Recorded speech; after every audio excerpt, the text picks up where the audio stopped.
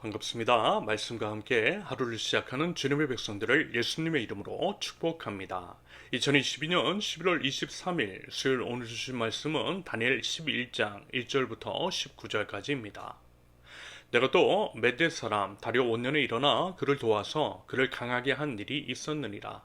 이제 내가 참된 것을 내게 보이리라. 보라, 바사에서 또 새 왕들이 일어날 것이요 그 후에 넷째는 그들보다 심히 부요할 것이며 그가 그 부요함으로 강하여진 후에는 모든 사람을 충동하여 헬라 왕국을 칠 것이며 장차 한 능력 있는 왕이 일어나서 큰 권세로 다스리며 자기 마음대로 행하리라.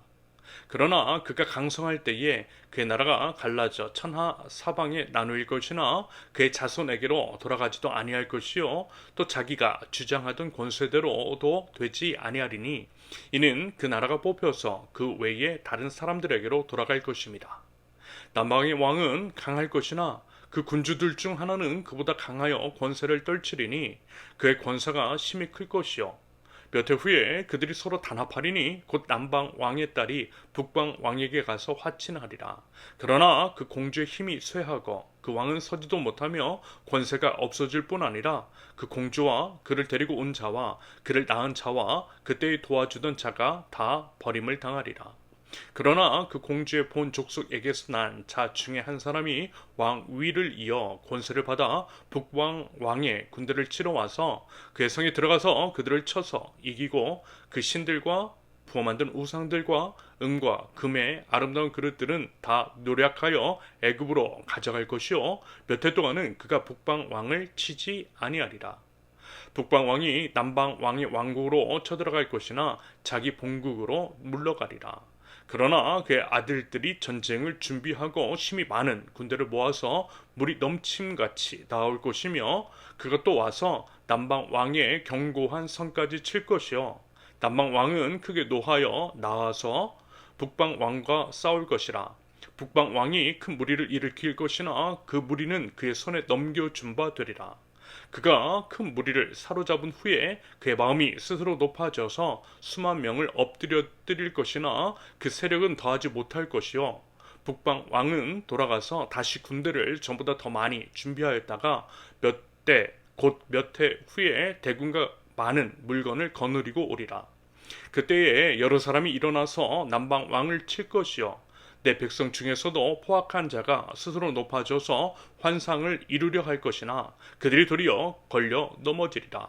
이에 북방 왕은 와서 토성을 쌓고 견고한 성읍을 점령할 것이요 남방 군대는 그를 당할 수 없으며 또 그가 택한 군대라도 그를 당할 힘이 없을 것이므로 오직 와서 치는 자가 자기 마음대로 행하리니 그를 당할 사람이 없겠고 그는 영화로운 땅에 설 것이요 그의 손에는 멸망이 있으리라. 그가 결심하고 전국에 힘을 다하여 이르렀다가 그와 화친할 것이요 또 여자의 딸을 그에게 주어 그의 나라를 망하게 하려 할 것이나 이루지 못하리니 그에게 무익하리라. 그 후에 그가 그의 얼굴을 바닷가로 돌려 많이 점령할 것이나 한 장군이 나타나 그의 정복을 그치게 하고 그 수치를 그에게로 돌릴 것이므로 그가 드디어 그 얼굴을 돌려 자기 땅 산성들로 향할 것이나 거쳐 넘어지고 다시는 보이지 아니하리라. 아멘. 역사의 주관자는 온 우주의 왕이신 하나님이십니다.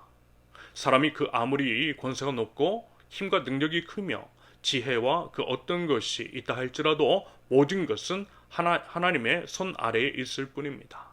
결국에는요 하나님의 뜻만이 서게 되고 인간의 발걸음, 역사의 흐름을 인도하시는 분은 하나님이십니다. 인간의 본질적인 특성, 사실 인간뿐만이 아니라 하나님을 제외한 모든 피조물은 어때요? 유한하잖아요. 각각의 수명이 있다라는 것이고요. 결국에는 노쇠하게 되더라는 겁니다. 흥망성쇠가 반복되는 이유입니다. 오직 하나님만이 영원하시고 영원하신 하나님, 온 우주의 왕이신 우리 하나님의 뜻대로 모든 것이 흘러가게 되어 있다라는 거예요.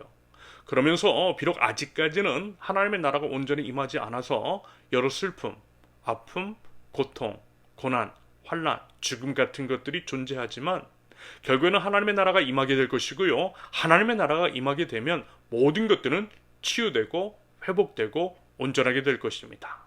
죄의 승리, 우리 주님의 것이라는 거예요. 그 믿음을 가진 우리, 그 믿음으로 영원을 위해 영원하지 않은 것들을 기꺼이 포기할 줄 아는 우리는 하나님 나라 백성입니다. 그 믿음을요, 삶으로 증명해야만 할 것입니다. 그런다고 할 때 지혜는 당연히 이제 하나님 앞에 굴복하는 것이겠죠. 영원하지 않은 것들에 목매달거나 고작 몇 년짜리 권력에 줄을 선다거나 그 외 다른 것들을 의지하는 것은 참으로 어리석은 태도입니다. 결국에는 끝이 있고 심판이 있으며 무너지고 하나님의 정의와 공의가 회복될 것이기 때문입니다. 말하자면 성경이 그것 보여주고 있는 거예요. 여러 이야기들, 사건, 인물들을 통해서 인간의 그리고 이 땅의 유한함을 보여주고 있습니다. 그러면서 온 우주의 왕이신 하나님, 영원한 하나님의 나라를 선명하게 대비하시는 겁니다. 그리고 이 둘의 대비를 통해서 우리에게 질문하시는 것이겠죠. 뭘 선택할 것이냐고. 영원하지 않은 것이냐, 영원한 것이냐. 여러분 부디 지혜로운 선택, 하나님의 은혜에 의한 믿음의 선택으로 구원의 삶을 누리고 또 전할 줄 아는 저와 여러분들이 되실 수 있기를 바랍니다.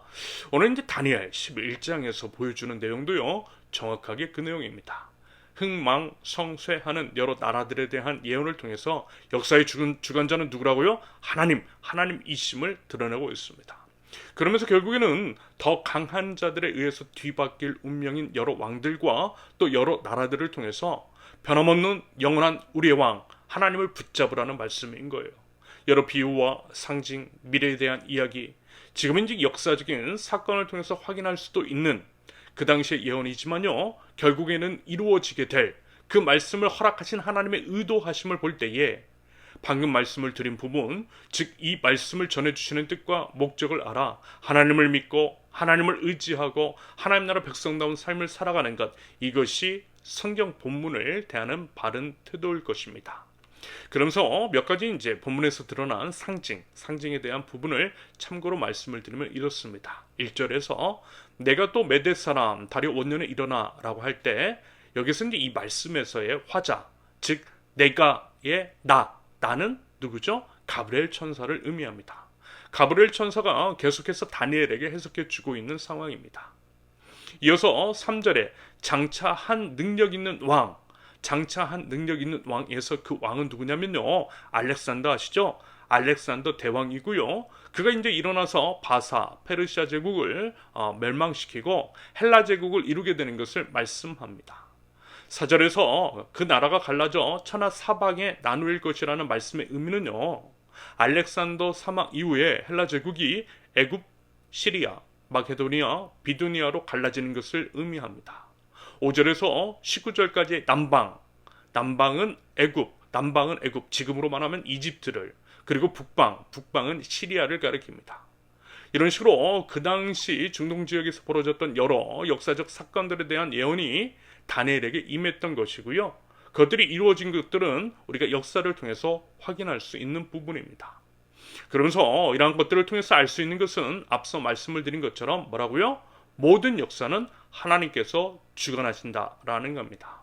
하나님은요, 과거와 현재와 미래의 일까지 다 아시고 그것들을 꿰뚫어 보시고 계시되 인간의 어리석음을 넘어 하나님의 지혜로 이 땅을 이끄시고 결국 이러한 것들을 통해서 하나님께로 나아가고 영원한 하나님의 나라로 이끌어가길 원하신다라고 하는 것들을 여러분 다시 한번 되새길 수 있기를 바랍니다. 마지막으로 오늘 이제 본문에서 드러나고 있는 각 이방 왕들의 자기 확장 정책, 그리고 그에 따라 전쟁을 일삼고 있는 것, 비단 이것은요 그 시대 혹은 어제 오늘의 이야기는 아닐 것입니다. 한여로 지금도 어때요? 여전히 러시아는 우크라이나를 점령하려 하고 있고요. 비단 물리적인 것이 아니라 할지라도 총성 없는 전쟁, 예를 들면 경제전쟁 같은 것들이 여러 영역에서 벌어지고 있는 것들을 보게 됩니다. 이러한 전쟁터와 같고 정글과 같은 세상 속에서 우리가 이제 과연 하나님 나라 백성으로서 어떤 선택을 해야 할지, 또 어떤 일들을 해나가야 할지에 대해서 고민하고 연구하고 실천하는 것이 우리에게 맡겨진 사명이라고 생각합니다. 그리고 그것이야말로 진정 온 우주의 왕, 화평의 왕이신 우리 하나님을 왕으로 모신 하나님 나라 백성들의 마땅한 삶의 자세일 것입니다. 부디 그러한 마음가짐으로요, 온 우주의 주관자이신 하나님의 뜻을 바로 알아 그 뜻을 이루어 나갈 줄 아는 하나님 나라 백성들, 영원한 하나님 나라를 소망하며 하나님 나라 백성다운 성숙함이 있는 저와 여러분들이 되실 수 있기를 예수님의 이름으로 축원합니다. 함께 기도합니다. 역사의 주관자이신 여호와 하나님, 하나님의 마음과 하나님의 뜻을 알아 온전히 주님께 순종하는 저희 될 수 있도록 하나님 저의 마음과 생각과 언행을 주관하시고 인도하여 주시옵소서.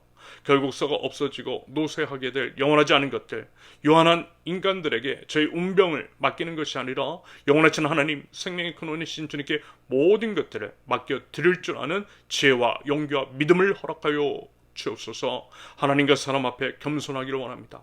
결국 때가 되면 높여주실 여호와 하나님을 신뢰합니다.